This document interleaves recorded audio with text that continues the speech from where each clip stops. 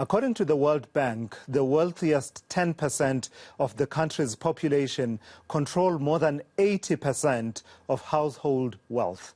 Well, let's discuss this further with Saftu General Secretary Zwelinze Mavavi. He joins me now via Zoom. I'll just give him a moment to take in a sip of his water. I do understand, Mr. Vavi, that you're not feeling well, and we will, of course, understand from time to time if you do need to take a sip of your water.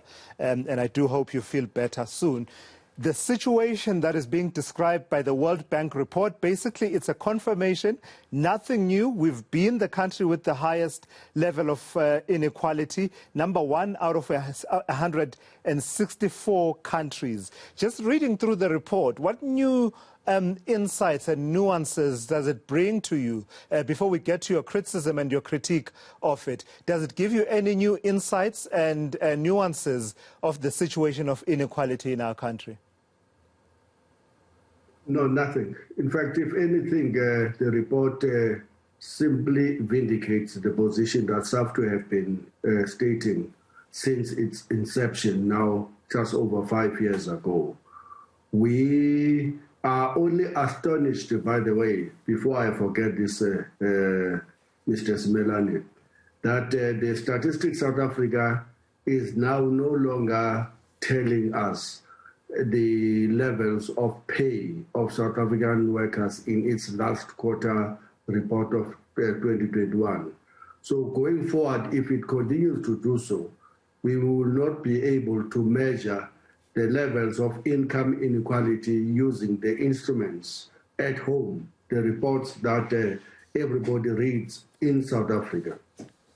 The World Study report is simply repeating what we've heard from previous reports, in particular of Oxfam, that is regularly reporting the levels of inequalities in South Africa, in our continent, as well as between the nations of the world, particularly between the South and the North.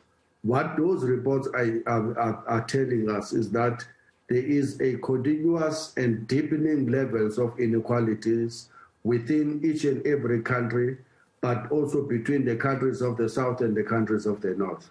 And that nothing have happened so far, notwithstanding the United Nations adopting Millennium Goals that set certain developmental standards and goals for the countries of the world. But the gap just continues to widen. In the context of the South African situation, the World Bank obviously is pointing out to the factors of race, and we must add of geographical location, of gender, and of the age differential between the South African as the driving forces of inequalities in our country. We accept that indeed that may be the case, and in fact it is the case in a country with such a long history of colonial struggles or anti-colonial struggles, as well as almost 40 years of apartheid. But we want to dispute the fact that that's actually the most important variant. The most important factor that is driving inequalities in South Africa, it's just like it is the case everywhere else in the world, is the capitalist system itself. Is the fact that a small, tiny minority of less than 1% of the population is occupying, and it is the owners of the property, and that the rest of society sells its labor to that property class that owns the mines, that owns the minerals, that owns the banks, that owns everything that is moving in the economy. And that's what is in the main driving the inequalities in our country. And yes, race matters. Yes, gender, the geographical location. Yeah. And yes, the young people are the face of those inequalities. But the main driving factor is that we are living in a capitalist society. So, and I suppose then from that point you make about the capitalist society and the impact of the relations between the various classes, it will be part of your explanation in terms of the World Bank talks a lot about those what it calls pre-income distribution inequality, which are factors from circumstances at birth or family background, including your gender, race, and parental education. And then there's the other category that's interesting, primary income distribution inequality of pre-tax income. So such things as access to, use of, and returns to assets such as education, labor, land, and capital. So we accept and we embrace those as being, you're disputing that as Saftu, but this is what the World Bank is pointing to.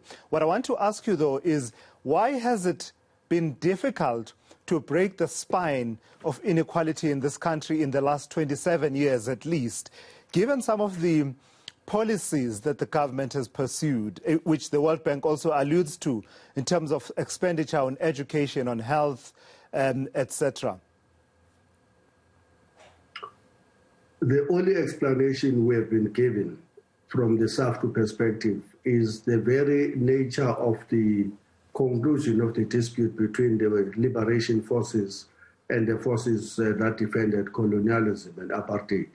We tend to underestimate the deals that were cut in Camden Park, in the World Trade Center, and in terms of how they have sort of sought to protect what the exploiting and oppressing class inherited and accumulated over a long period of time during the era of both apartheid and colonial capitalism.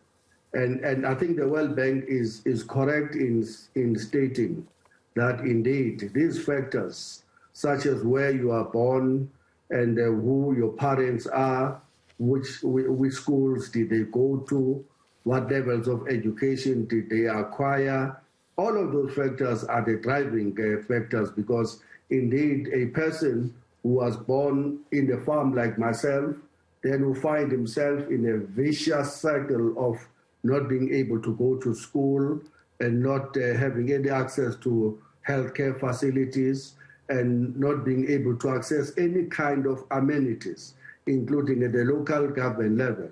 It means that child, unless he or she is liberated, will always be in that cycle that traps not himself or herself, but the entire families, the entire societies that he was born into. It's a very, very important factor. So, and Mr. I'm saying this not to I'm saying so not to underestimate the main factor that Saftu is saying is the main driving force of inequalities. But I must just say this to Lasizwe.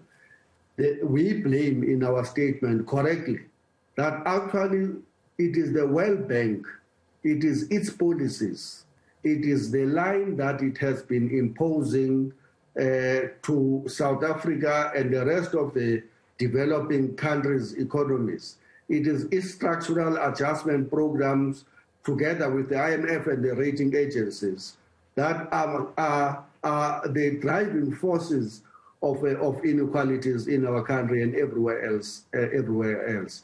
Yeah. Those policy prescriptions are based on the narrative that we had from the President Ramaphosa when he was opening the parliament this year, where he would have said that it is not the role of the government to create jobs, but it is the role of the private sector, as if we don't know that the private sector dominates 80% of all properties, of all employment in the country. You are saying that basically to say to us that from now on, don't look in our direction, look at the trickle-down economic policies we've been pursuing since 1995 when we started the program of privatization, because we believe that from us creating an environment to make business prosper, to create and maximize its profit, we will then hope that you Right. get some benefit out of that. I'm almost out of Which time, is Mr. wrong. Vavi. It's a fallacy that Yeah, has not sure. worked for 28 years, by the way. The part of the reason why I invited you here, I recalled back in the days in your former political home when you, as in Labour, were talking about the Lula moment. And this was in reference to the former president of Brazil, Lula Inácio da Silva, and how he had been able to make a dent in as far as the situation of inequality is concerned. But we all know how that went around your hopes that the Zuma moment would be South Africa's Lula moment. Just short of overall overturning the capitalist system, which I don't know how realistic it is at the moment. What do we do, though? How do we break the spine of inequality and start to realize our own Lula moment? We can only hope that the working class in our country will realize that without its maximum unity, without it going back to the basics and struggle on the ground, understanding that there is a new struggle that needs to be waged for a total emancipation and economic emancipation of the black people and African people, the overwhelming majority of our country, we will end up nowhere. Instead, Tula Sizwe, we are marching towards a failed state in our country. There's no Lula moment. I mean, we were excited at some point that even with the first 20 years of democracy, there is a realization within the ANC that we need a second phase of radical economic transformation, as we called it, in 2009. We thought that that was a consensus going to 2012. We were wrong. There was no Lula moment. We were wrong to trust that Jacob Zuma will drive a pro-poor, pro-working class program of total emancipation of black people. We were wrong to think that the ANC have any interest at its heart to drive a second phase of radical economic transformation for our people. We're now sitting almost 10 years since after those left rhetoric but working right statements were made in Polokwane. We are back to a situation where, unfortunately, the World Bank report now vindicate what we have known, is repeating what we have known, that we have become the most unequal society in the world. There is no liberation at sight.